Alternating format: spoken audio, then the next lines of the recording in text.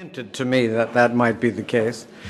As you know, Mr. Falconer has a very deep and distinguished background in the trade world, that he is currently, in addition to many other duties, chairing the agricultural negotiations of the WTO, and he brings to that a world of experience that goes well back into the period of the GATT. You also heard him allude to the fact that he is a Kiwi, he is from New Zealand, and I think, as you all know, that in New Zealand, rugby union is not just a sport, it's really a second religion.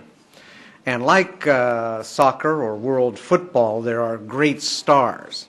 And one of them that stands out in New Zealand rugby is Colin Meads, a longtime leader of the All Blacks, which is their national team.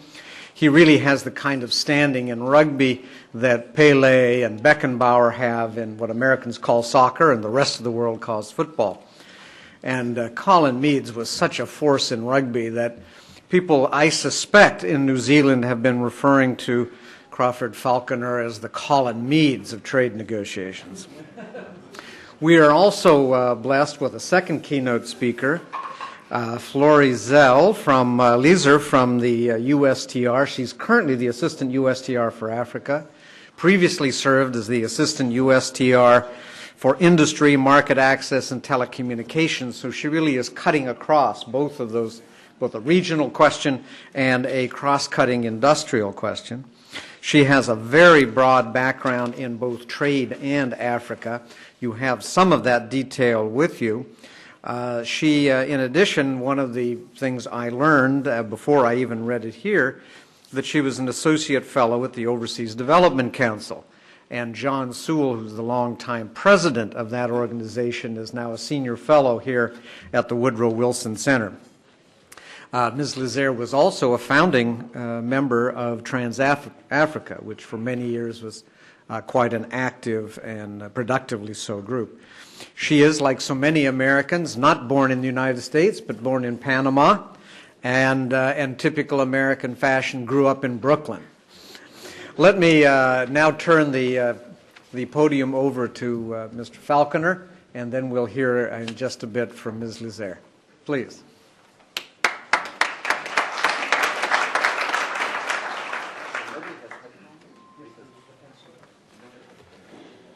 Well, thanks very much. I mean, I think actually you probably got it about right. I think the chairman of agriculture should be about as well known as a kind of old decrepit guy, which is what Colin Meads is now, is known in a country that's so far away that nobody's heard of, for a sport that only about 200,000 people play. That sounds about right for the chairman of agriculture, I think. And I certainly don't have a problem with it, because I don't think any of this should be about, you know, trade negotiators as heroes, well-known, etc. Frankly, I think part of the problem that we've had in the negotiations is that we spent a little bit too much time posturing and trading cliches and politicising everything that gets done, so that the necessary homework that should have been done hasn't been done.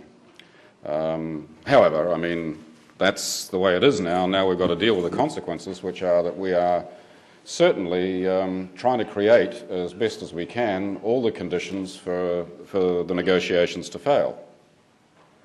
Those of you who are here and had the misfortune to have to listen to me this morning will have got that message, and I'll give it again, as you know, because it's my own view. Which is that, you know, I think we have to be very clear about it. There's no point pretending that everything, as they say in New Zealand, they have a phrase which is that she'll be right. The acting profession has one which is it'll be all right on the night. It's a kind of cosy optimism that somehow success is inevitable, or that something will turn up. It won't. It won't. I think we have to be very clear.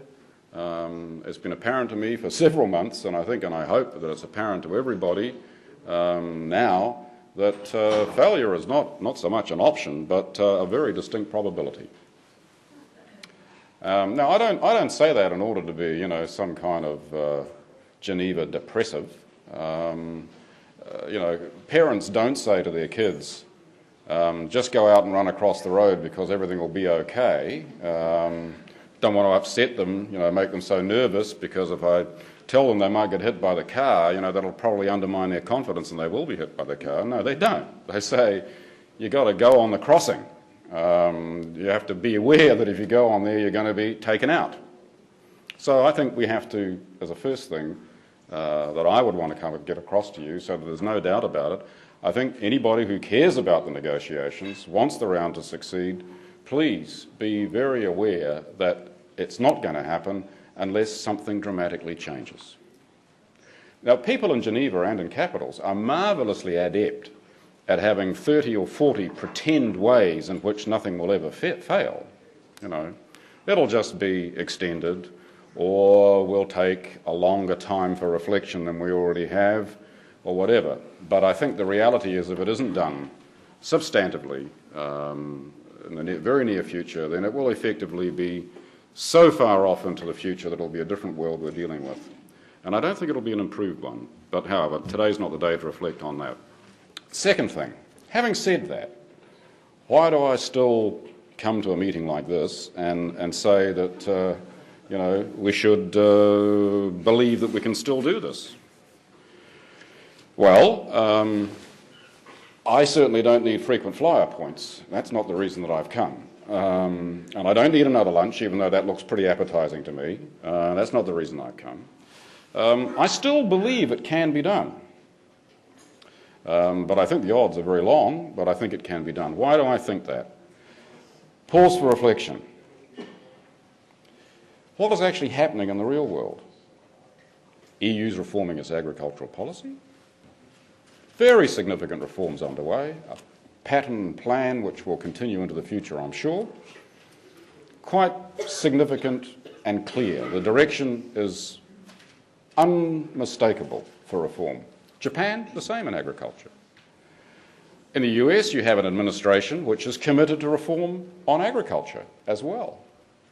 Now you have, just taking agriculture alone, a confluence of circumstances in the real world which is vastly superior to anything that we had in the Uruguay round. The trouble is that it isn't actually reflected in the weird parallel universe that we have in Geneva, I'm afraid.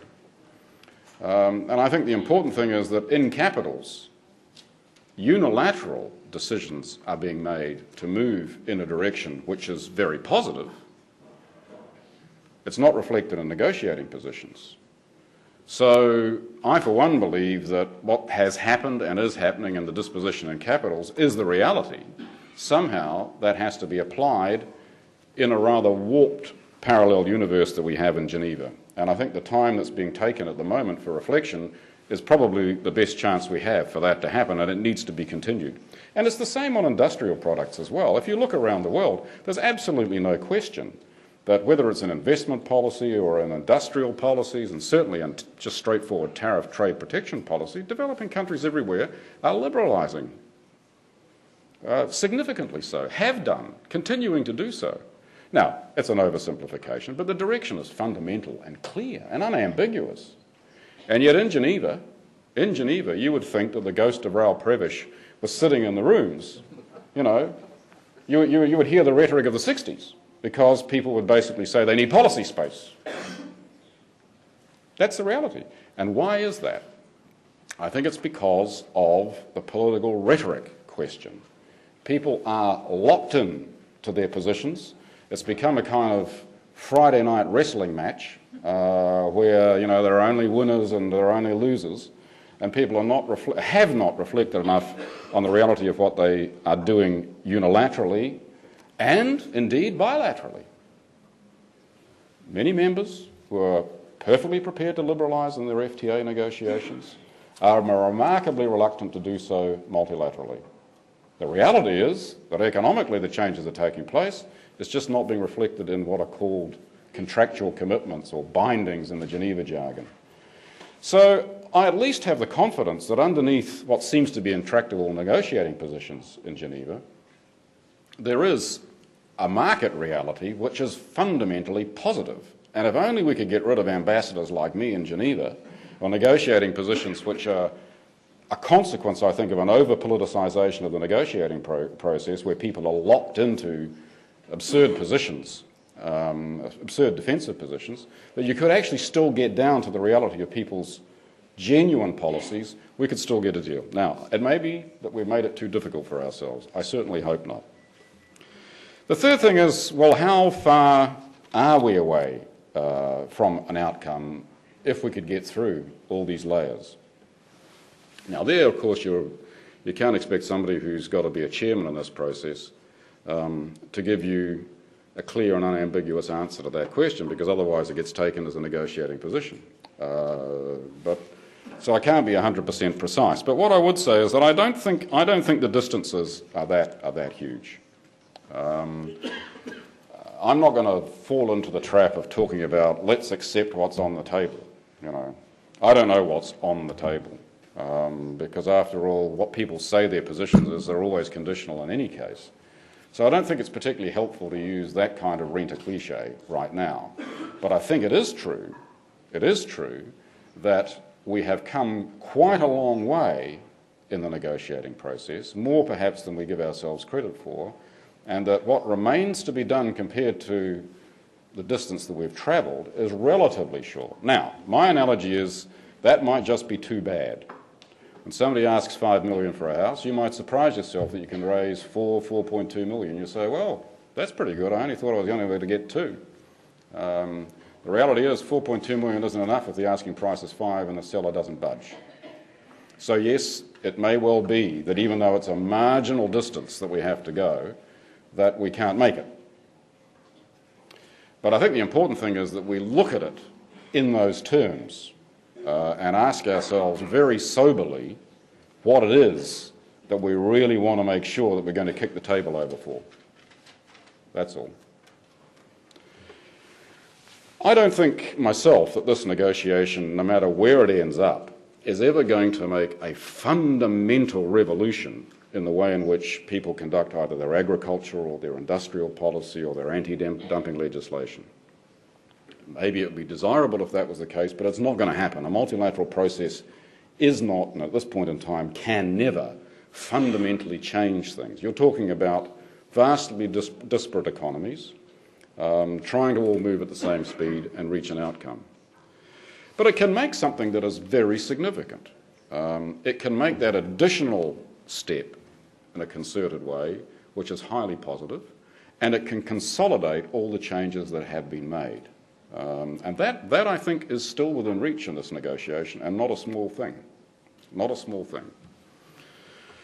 I'll venture into dangerous territory, okay? Because you all look like nice people, and you would never, ever try and twist the words that I'm saying and pretend that I'm partisan in order to use it for your negotiating advantage. I'm a nice guy, and you wouldn't want to do that to me. So I'll take that risk. I think if you look at where we are now, you have a kind of equation which you can make. You can say, and I'm going to get into some technical stuff here just to try and impress you so that you don't think I can completely empty suit.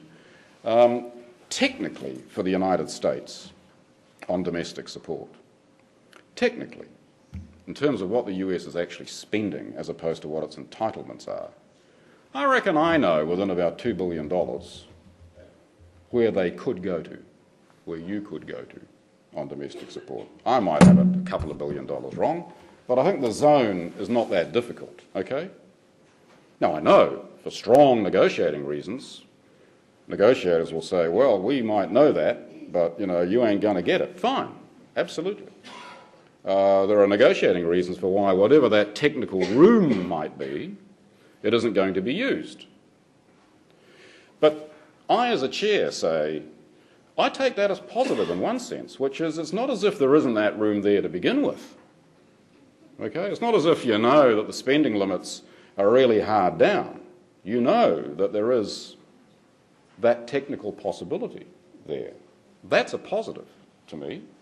It's a negative in the sense that it's becoming now, for some people, part of the key to negotiating, resolving the negotiation, but that's fine. That's normal. Okay? Turn around and look at another aspect of agriculture, which is market access. Let's just have a look at developed countries. Now we know, I'll just pick on the EU because they seem as good a place to start as any. We know that the EU has undertaken reform. It'll go through to 2013, and that reform means that internal prices decline. And when internal prices decline and you've got a fixed tariff, then the protective effect of your tariff increases during that period of time. Ergo, you know that if you make cuts in your tariff, you can make bigger cuts in your tariff than you otherwise would have been able to. So just as the analogy I've used with the US on domestic support is that you know technically there's room, you know in the EU that technically there's room. Now, you don't perhaps know that with quite the mathematical precision that I think you might know what the domestic support margin for manoeuvre is, because it's notoriously difficult to just pitch exactly where that margin between the internal and the external price would be, let alone to figure out how much more trade you would really potentially allow to flow if you went a bit down further than you might be comfortable doing. But that's the margin. That may be the margin in which the EU, which is after all not a small player in these negotiations, will be able to play. And in the negotiations, we haven't, in my view, plumbed those depths precisely yet. We're getting there, but we're not quite there yet. On export competition, you know, there were people around this room, I see some of them, I won't name them, who basically would have said to you in the Uruguay round that, you know, it would be the end of a lifetime's work to get rid of export subsidies. Well, most of them have actually finished their life work by now anyway, so that probably doesn't matter. But, you know, that's basically done. We're arguing over the time, date and pace thereof. And again, it's not a small thing, and it's not guaranteed. If it isn't done in these negotiations, it doesn't mean to say it isn't going to come back. Anybody in Washington knows what politics is like. If you believe in straight-line progress, just look at the 2002 Farm Bill. Went back. So I'm not saying there's anything that leads me to believe that European or Japanese reform will reverse itself, but, you know, I would have thought that one would want to make sure that one did as much as possible to make sure that something that seems to be going to go in a certain direction will more strongly go in that direction. Now, I don't know whether just, and I'm oversimplifying, I don't know I'm not quite so confident about where the margin is for a number of developing countries between what their actual current tariffs are and what their bound tariffs are in Geneva, let alone how much or how far they would be prepared to go beyond even where their present applied tariffs are if that was a necessity for the negotiation. But what I do know is that apart from at the margins, the magnitude of the possibility is very considerable. Very considerable. Certainly sufficient to ensure a percentage cut in bound rates, because that's the coin that they use in the WTO. Don't ask me why, but that's the reality. That far surpasses anything that was ever there before. Now, I think it's also important that one has a certain sane look at this and says one also has to have a look at where real commercial interests are, as opposed to totally abstract principles about who must do what, but, you know, where is it actually going to make a real difference? If you do both those things, I don't think it's impossible to find an outcome that would work. And yes, which would make a real difference. Not just an academic exercise of putting things on paper with no real change to the commercial world, but one that would make a difference. Easy for me to say that. Don't have the time and I've got to go, so I won't be able to debate it with you. But no, I mean, you know, one has to sit back. I mean, I have a certain pathetic credibility at stake. I mean, I'm not making that up. I think it's potentially available. Now, the answer may be, even if we plumb all those depths, even if we do all that, that politically the equation doesn't work. Okay? I accept that. But I don't think we're in the impasse that we're at now because we've done that, plumbed all those depths and decided, no, it doesn't work.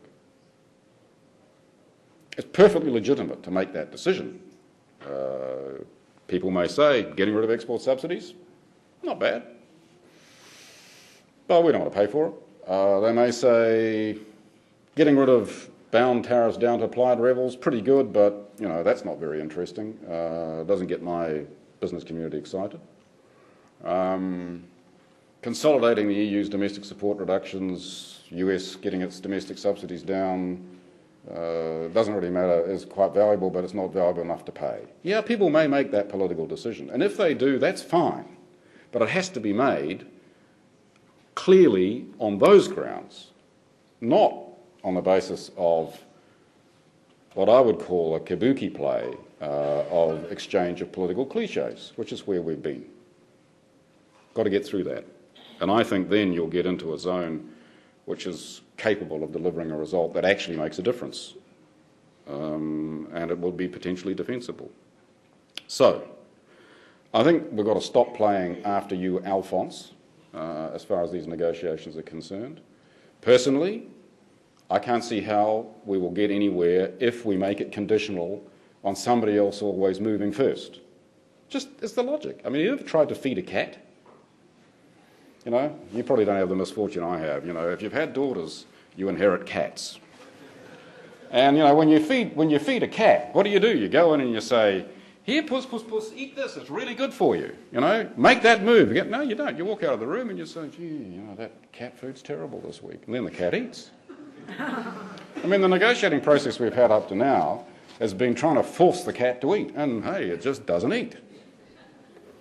I think what we need now is a little bit of time apart to think through precisely these kinds of questions and do a little bit less of the, posturing that we've been having and a little bit more of the hard number crunching to get somewhere. We need less sound bites. We need a genuine engagement, less rhetoric, and a little less of this, I'd say ask not what others can do for you, but what you can do to do yourself a favour. And that means, do you actually really want a deal, or do you want to feel good about political posturing? And that, I'm a chair, okay? I've left my heart at the door a long time ago. I just see the mechanics of putting a deal together as still being potentially there. Now, if we don't, the stock markets will not move. I'm not going to pretend to you. I mean, Jeff Schott believes that, and I'd like to believe Jeff on that. And I don't have much credibility because, after all, I'm a public servant. If I knew anything about stock markets, I wouldn't be here. I'd be making money. But I don't believe they'll move. I think people will think, oh, yeah, another failure of the round negotiating process. Haven't there been 7 of those this year already? And it's very easy to be blasé about it. And I would never over-argue for trade negotiations, okay? I don't believe in trade negotiations uber alles. I mean, I used to be economically rational before I went to Geneva, and I know that there are things that get done domestically, and I know there are a lot more important things one can do. But, this is one of those things which we can also do. And if we don't do it, I'm not going to say the world will come tumbling down. But I do think there is a risk that over a period of time, support for the multilateral process will erode. I don't think anybody should be compartmentalised in their thinking.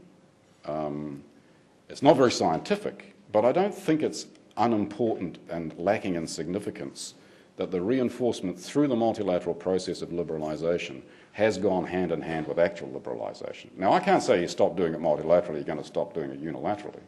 But the world's a bit more connected in people's minds in reality than we sometimes allow ourselves to think in pure analytical terms. So I don't think it's so straightforward. I've seen too many things that have happened in agriculture that have been affected by what has been done multilaterally to reinforce unilateral decisions, to be so confident it's a good idea that we continue to do this just by jettisoning the multilateral. So I think that, who cares, But anyway, you invited me here, so you've got to listen. I think that, and I think people should think that should think very seriously about that. The United States has been prepared. Now, don't get me wrong, I'm not saying they're in conformity with the panel disputes, etc., but in significance, the United States has been prepared to turn upside down its tax code to try to come into conformity with the dispute settlement process on FISC. Okay? If it hadn't been for the WTO dispute settlement process, that would never have happened. Would never have happened. Well, I won't say never. It certainly wouldn't have happened when it did. There were lots of good reasons for why the US should have had a different tax code system. They took a decision about how they wanted to do it. But it was a dispute settlement and a matter that affected huge corporate interests in the United States. The US has decided to change that. Now, my view is that that has been dependent on the credibility of the organisation. If it stops functioning, how long will that credibility last? Okay? Not being Jeremiah about it, I'm trying to give you a more sober view about why we should be worried about it. Although any of you in the room who care for these things, why you should be thinking hard about what's at stake at this exercise right now. And if you and others like you reach the conclusion that whatever bottom line outcome is going to come out of this still isn't worth doing, then fine. But just make sure, and this is always what I say to people, just make sure that you have weighed up the right reasons. You know, that's because you've weighed it up and you've made the calculation. You say, well, yeah, it's possible that it will erode it, and I don't like that, but basically that deal genuinely doesn't add up to me. Whether you're in Brussels, Washington, Tokyo, Brasilia, Delhi, Ouagadougou. I don't think people have made that calculation. If they do make that calculation, fine. But I would argue, make that calculation. Make that be the way in which you assess where we're going.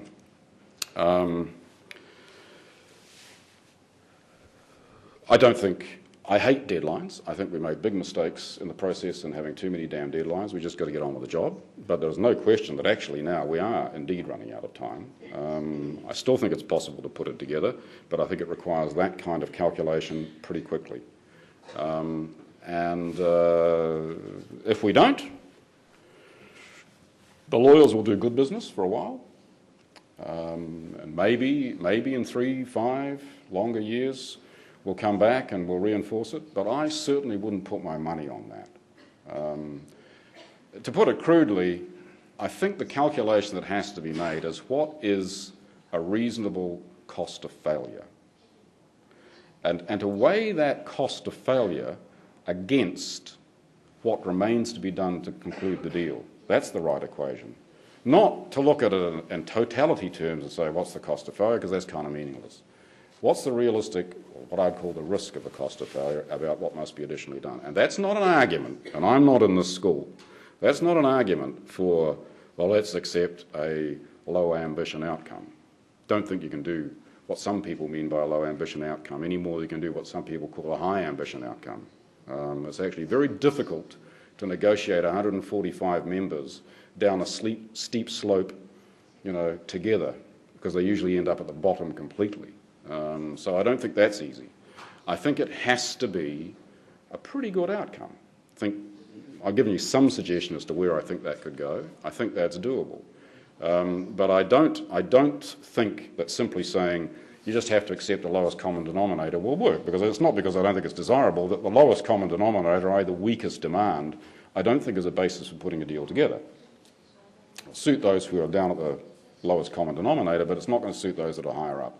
No, you're going to have something which causes a fair degree of pain to everybody. Final word on process.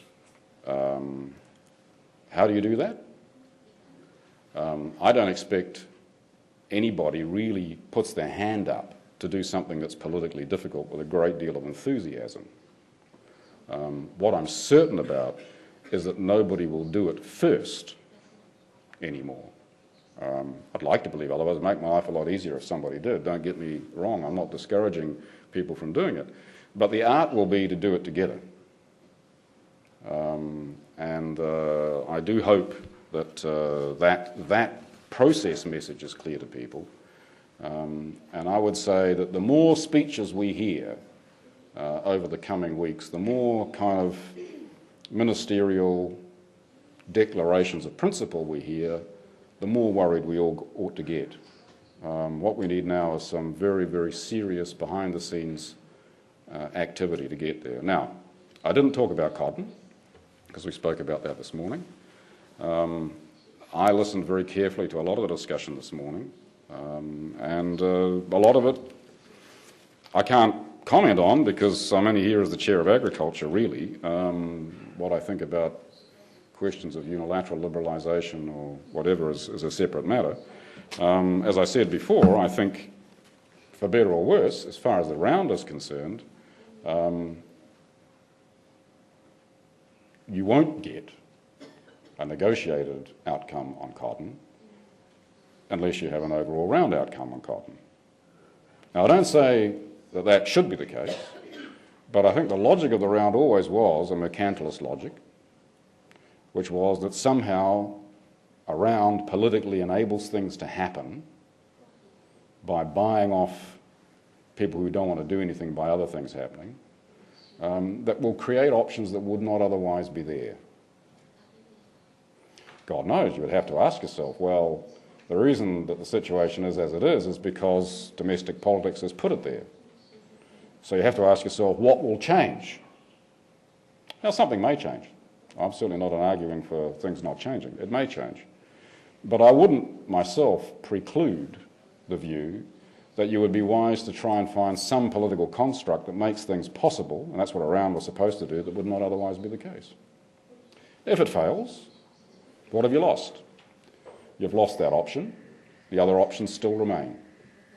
But I would have thought that if you want those kinds of changes, and if the people you want them from are saying, well, you know, might be able to go a little bit that way at least if we get this kind of outcome, you would be pretty wise to think very carefully as to whether that might not be a bad idea.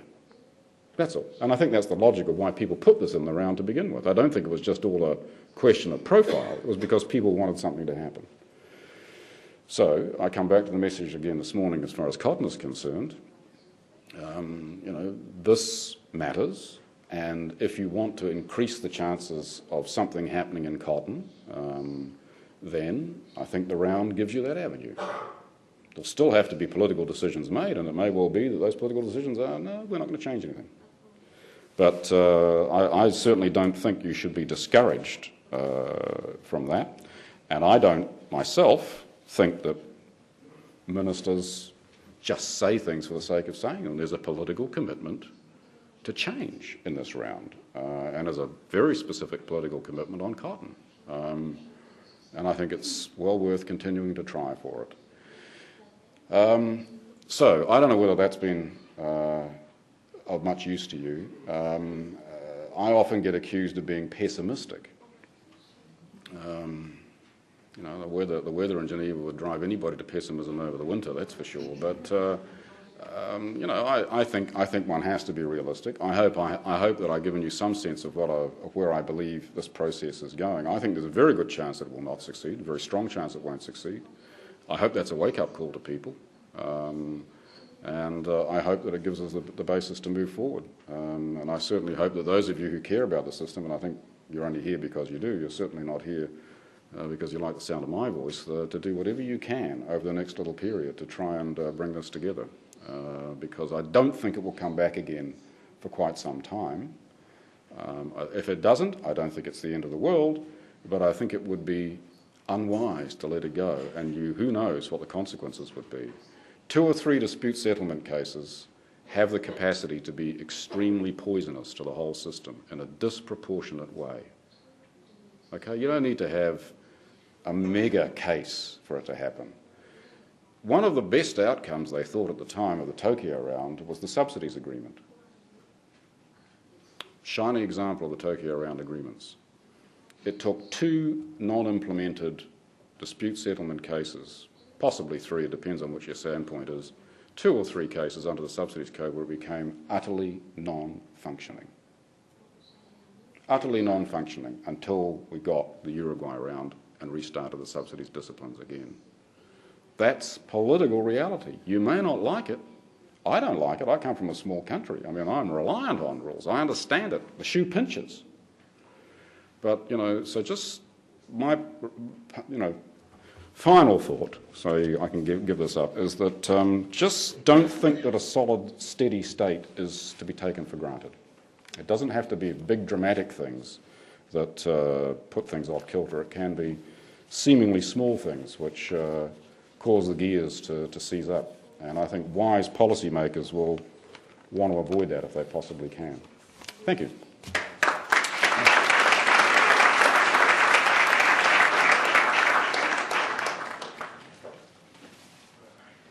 Thank you very much.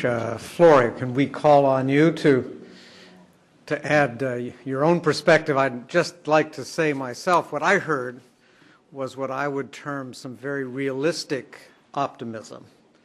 And to borrow American slang, I think that Crawford Falconer says, we still have a chance to be in tall cotton.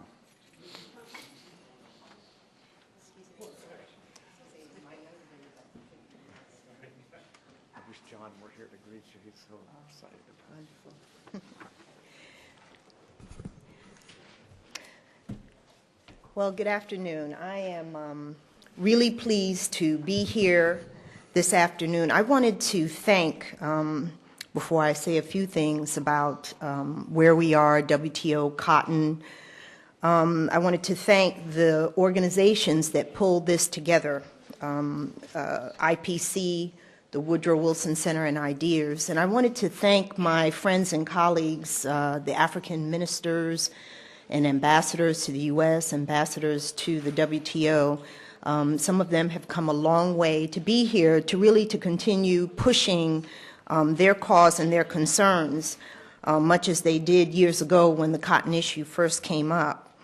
I appreciate the opportunity to participate in what I think is a timely discussion on cotton, focusing on the next steps and the long-term strategies to help boost the competitiveness of African cotton so that producers actually do benefit at the end of the day from the trade reforms that we are clearly trying to make happen as a part of the Doha Round. I wanted to begin with a brief overview of the past to take stock of the progress that we have made on cotton before turning to the prospects for a resumption of the Doha negotiations generally and for cotton more specifically. Let me say, though, at the outset, and I want to say it very clearly, that the United States remains committed to reviving the Doha negotiations and putting them on a path towards a successful outcome that opens new markets, creates new opportunities, and boosts global economic growth, particularly in the developing world, and from my perspective, what I do particularly in Africa. For some, cotton has come to symbolize the development dimension of the Doha negotiations, with progress on cotton being held up as a litmus test for measuring success in achieving the development goals of the Doha Round. By this measure, we believe we have a good story to tell thus far, and will have an even better one to tell in the future. At the beginning of the Doha negotiations, there was a clear lack of understanding on both sides of what the other side was trying to accomplish in the Doha Round. And that has really changed since then. The United States has been working closely with the Cotton 4 countries, Benin, Burkina Faso, Chad, and Mali, on the trade and development challenges to their cotton sectors since they first raised the issue in the WTO. Some of the people who are here today have been working on this issue before the Cancun talks, and I remember I was one of them, and we have been working on this issue steadily since that time. The United States has listened to the concerns these countries have expressed and worked with them and others, both within the context of the Doha Development Agenda negotiations, to find a meaningful and effective way to deliver on the Doha mandate to create a more market-driven, market-oriented world trading system for agriculture. And we have also done things outside of the WTO to address the development challenges in the cotton sectors of these countries. One aspect of the challenge is how best to address distortions in global agricultural trade, including trade in cotton. The United States is committed to global agricultural trade reform and has been a leader in the WTO in pressing for an ambitious trade liberalizing outcome in the Doha negotiations.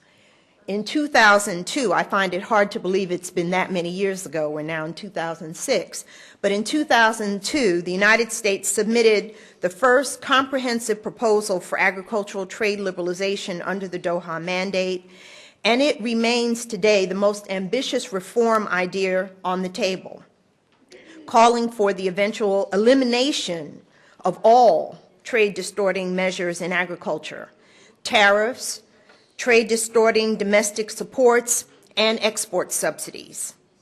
The United States has continued to call for ambitious reform in the negotiations, working closely with all members to develop agreement on an outcome that will yield substantial improvements in market access, substantial reductions in trade-distorting domestic supports, and the elimination of export subsidies for all agricultural products. And President Bush has pledged that the United States, quote, is ready to eliminate all tariffs, subsidies, and other barriers to the free flow of goods and services as other nations do the same, end of quote. Let me just add my own footnote, though. The Africans, for the most part, and especially the least developed countries in Africa, are not being asked to do anything. They will benefit from what everybody else does without really having to do anything on their part.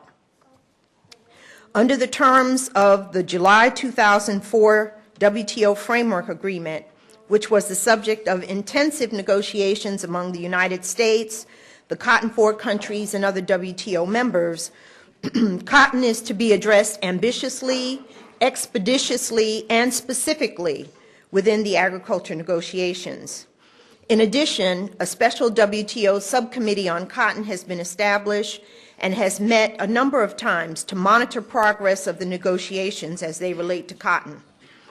Working together, WTO members made notable progress on cotton at the Hong Kong Ministerial in December 2005, including an agreed 2006 end date for cotton export subsidies, duty-free, quota-free access for LDC cotton in developed countries, better access to the markets of those developing countries that are able to provide it, an agreement to pursue faster and deeper cuts in trade-distorting domestic supports that affect cotton. Shortly after the Hong Kong Ministerial, the United States enacted legislation to end the Step 2 program for upland cotton.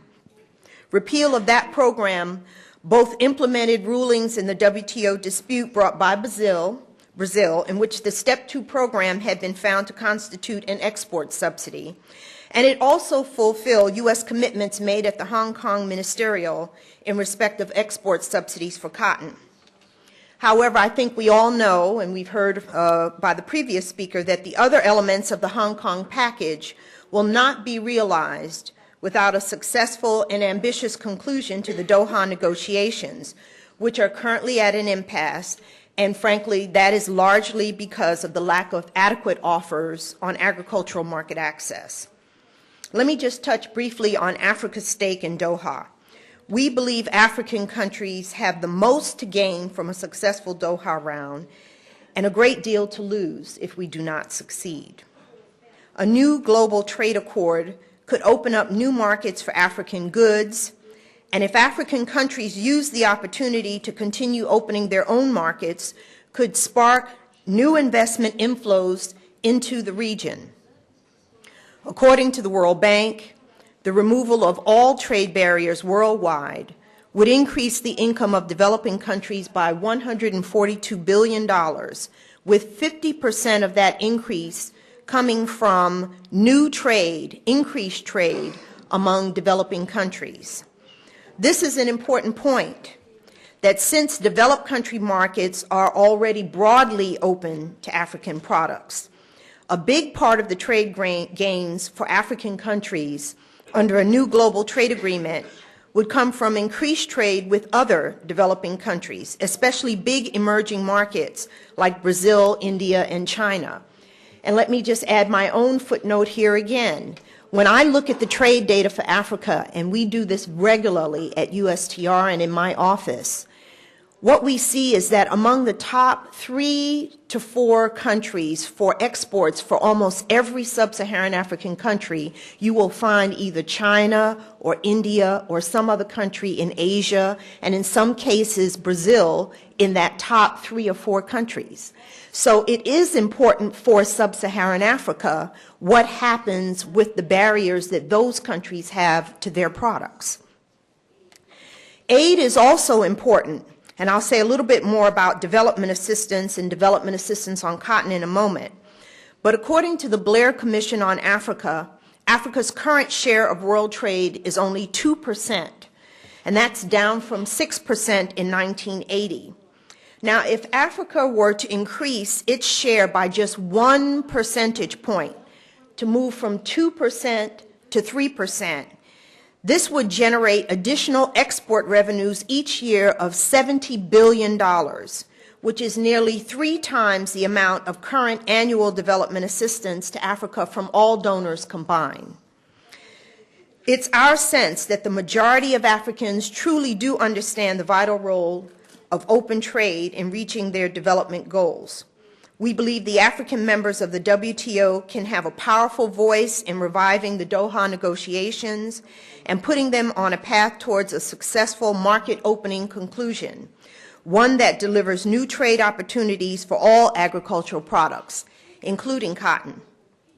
We urge the African countries to join with other members committed to a successful round, and we also invite the civil society and NGOs to press all the key players, developed and developing alike, to ensure that this round delivers real market openings. Only a round that opens markets will increase trade flows, create new economic opportunities, and carries the potential to reduce poverty throughout the world. Now, on cotton and what we've been doing on the development side, we haven't heard much about that. We've seen headlines about how the United States is really not doing anything to help. But let me just say this much.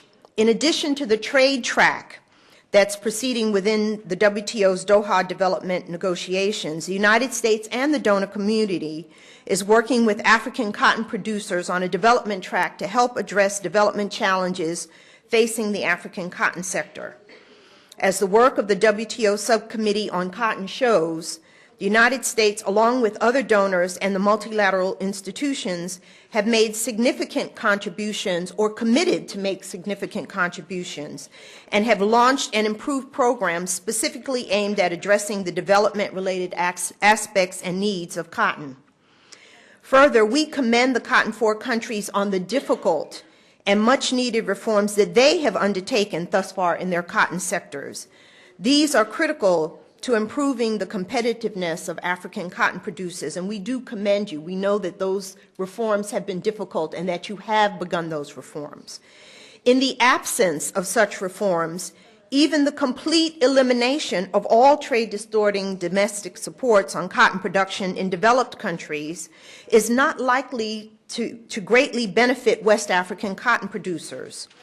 A more likely result would be a production shift to competitive low-cost producers such as Brazil, China, or India. The United States is committed to supporting the reform efforts in West Africa, including through our regional development assistance vehicle, the West African Cotton Improvement Program, or WASIP, as we call it. The U.S. government had already set aside $7 million for the West African Cotton Improvement Program, and we were pleased to announce in June a significant increase to the funding for this program in the amount of $20 million. The West African Cotton Improvement Program has been developed through collaboration between the United States government and the C4 countries and Senegal. The objective is to increase yields and income of cotton producers in West Africa by reducing key constraints to further development of the cotton sector there. Some of the West African Cotton Improvement Program's key activities were identified during regional discussions, and they include supporting policy reform for private management of the cotton sector, strengthening private cotton producers' organizations and business management practices, improving productivity and efficiency through regional training programs for ginning and classification of seed cotton and lint, improving access and quality and reducing cost of inputs, including seeds, fertilizer, and chemicals, and enhancing capacity to manage technical, biosafety, and regulatory issues for biotech or BT cotton. In addition, through the Millennium Challenge Corporation, the United States supports the programs designed by the governments of Benin and Mali that are aimed to reduce poverty by enhancing rural agricultural productivity, improving critical infrastructure, and supporting trade, among other areas that they have focused on. And we look forward to receiving Burkina Faso's proposal as well. These proposals reflect the country's priorities, and neither of the proposals, I should say, for Benin and Mali, Benin's is 307 million and Mali's is 461 million, include specific things on cotton, but we do note that there are some indirect ways that cotton may benefit from the programs that they have put in place and that are being funded through the MCC. The United States is also working actively within the Doha Round in our bilateral negotiations and unilaterally to strengthen the capacity of our developing country trading partners to participate effectively in the global trading system. Under the rubric of trade capacity building or aid for trade, the trade and development agencies of this administration are all working to increase the capacity of the developing countries, including the C4, to participate in trade negotiations, to improve transport, energy, and other trade-supporting infrastructure, to implement trade agreements, and to involve small and medium-sized businesses and also rural areas of these countries in international trade, and to provide adjustment assistance when appropriate. Our commitment in this area remains unequaled. At the Global Trade Ministerial held last December in Hong Kong, the United States and other WTO members stated their goal to increase aid for trade so as to assist developing countries, and in particular the least developed countries, in taking greater advantage of the global trading system. The U.S. has committed to double our spending in this area of trade capacity building, a very important area, from $1.3 billion in 2005 to $2.7 billion by 2010. And we are actively working to improve how the United States provides development assistance and integrating trade into U.S. development programs more comprehensively as part of those efforts. For us to be successful in this area, partnerships are a must. Government to government, government with private sector, civil society and government, civil society and the private sector, and private sector to private sector. We need to work with the C4 countries and other developing countries to ensure that their national development plans, including their poverty reduction strategy papers, include trade. We need help from civil society and non-governmental organizations to bring creative and effective approaches to address the many needs of our partners in developing countries. We also need the help of the private sector, the businesses that are investing resources and developing joint ventures that are beneficial to U.S.-Africa trade.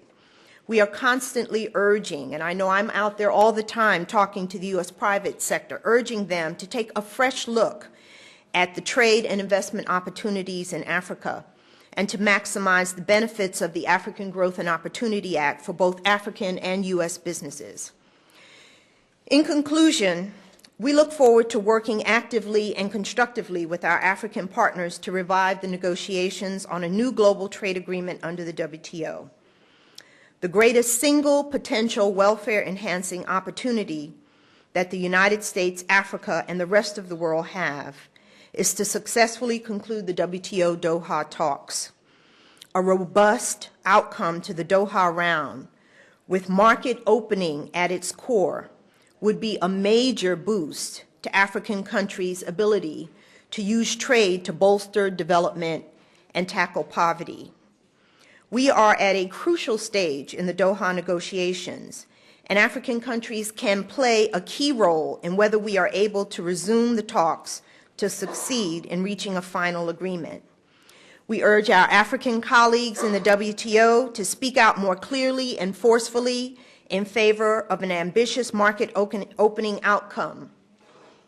And the same push by African leaders and NGO groups that focused world attention on cotton and yielded concrete results that I've highlighted today on both the trade and the development side of the cotton issue thus far could be equally powerful and successful if channeled to secure an ambitious market opening result for cotton and other agricultural products that are so important for Africa's development. There is much at stake for us all, but African countries have a great deal to gain from a successful Doha round and much to lose if we do not succeed. It is our view at USTR that doing so would betray the promise of Doha, the promise to help lift millions out of poverty by opening markets and strengthening global trade. Thank you.